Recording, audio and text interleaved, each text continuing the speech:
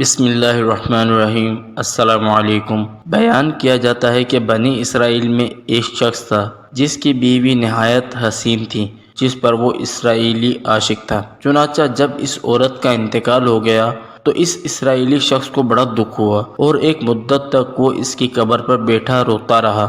اتفاقاً حضرت عیسیٰ علیہ السلام کا ادھر سے گزر ہوا تو انہوں نے اس اسرائیلی کو پریشان حال دیکھ کر اس سے سبب جانا، تو جب اسرائیلی نے اپنا واقعہ بیان کیا تو حضرت عیسیٰ علیہ السلام نے دریافت فرمایا، کیا تو چاہتا ہے کہ میں اس کو تیرے لیے زندہ کر دوں؟ اس نے عرض کیا کہ ہاں حضور، میں یہی چاہتا ہوں۔ چنانچہ جب حضرت عیسیٰ علیہ السلام نے اس قبر کے مردے کو آواز دی تو قبر سے ایک حبشی غلام، جس کے ناک کے نتنوں، آنکھوں اور جسم کے دوسرے سوراخوں سے آگ کی لپٹیں اٹھ رہی تھیں، حضرت عیسیٰ علیہ السلام کو دیکھتے غلام نے کلمہ پڑھا۔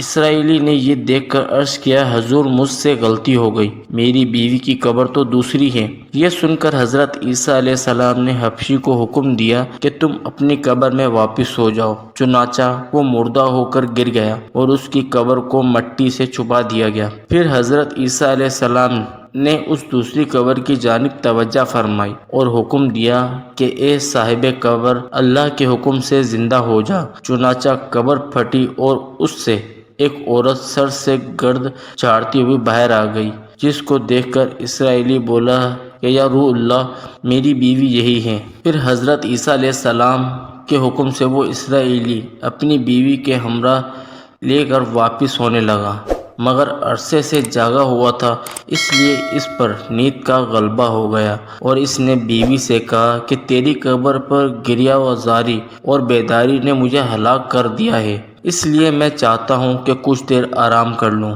بیوی کہنے لگی، ہاں آپ آرام کر لیجئے۔ چنانچہ وہ اسرائیلی بیوی کے زانوں پہ سر رکھ کر سو گیا۔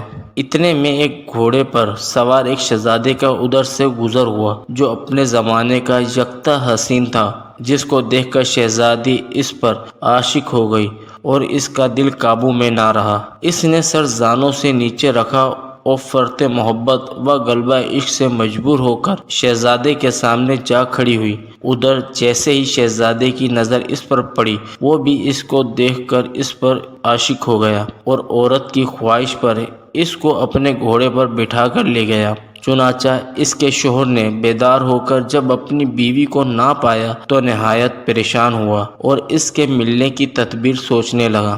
سوچتے سوچتے آخر اس نے نشان قدم پر چل کر اپنی بیوی کو تلاش کر لیا، جو شہزادے کے پاس پہنچ چکی تھی۔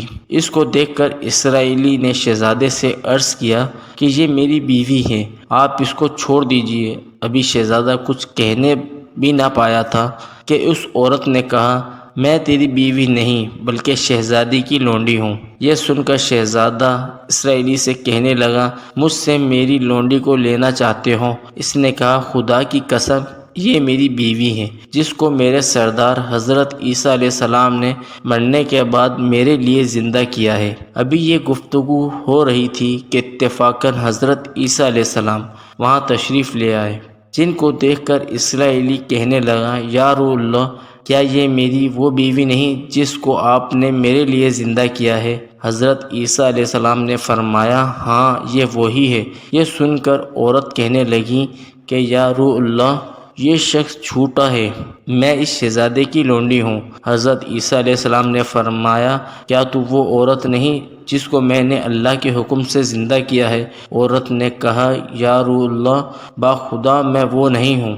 اس کے بعد حضرت عیسیٰ علیہ السلام نے فرمایا، جو جان خدا کے حکم سے میں نے تجھے دی ہے اس کو واپس کر دے۔ یہ سنتے ہی وہ عورت پھر مردہ ہو کر گر پڑی۔ پھر حضرت عیسیٰ علیہ السلام فرمانے لگے، جو شخص ایسے آدمی کو دیکھنا چاہے جو کافر مرا تھا اور زندہ ہو کر ایمان لایا تو وہ اس حبشی غلام کو دیکھ لے، اور جو کوئی ایسے شخص کو دیکھنا چاہے جو مومن مرا تھا پھر اللہ نے اس کو زندہ کیا اور کافر ہو کر حالت کفر میں مر گیا تو وہ اس عورت کو دیکھ لے۔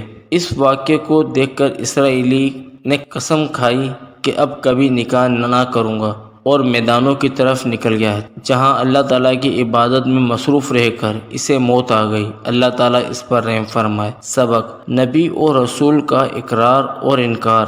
کا نتیجہ اس حقائق سے ظاہر ہوتا ہے اور سبق ملتا ہے کہ کامیابی اپنے نبی کی اطاعت و محبت سے ہی مل سکتی ہے۔ چنانچہ ہمیں بھی چاہیے کہ ہر حال میں اپنے نبی صلی اللہ علیہ وآلہ وسلم کی اطاعت کو سامنے رکھیں، چاہے دل مانے یا نہ مانے۔ نبی کریم صلی اللہ علیہ وآلہ وسلم کے طریقوں کو لازمی اپنایا جائے۔ اللہ تعالیٰ اس واقعے سے سبق حاصل کر کے عمل کرنے کی توفیق عطا فرمائے۔ آمین یا رب العالمین۔ جزاک اللہ تعالی خیرا۔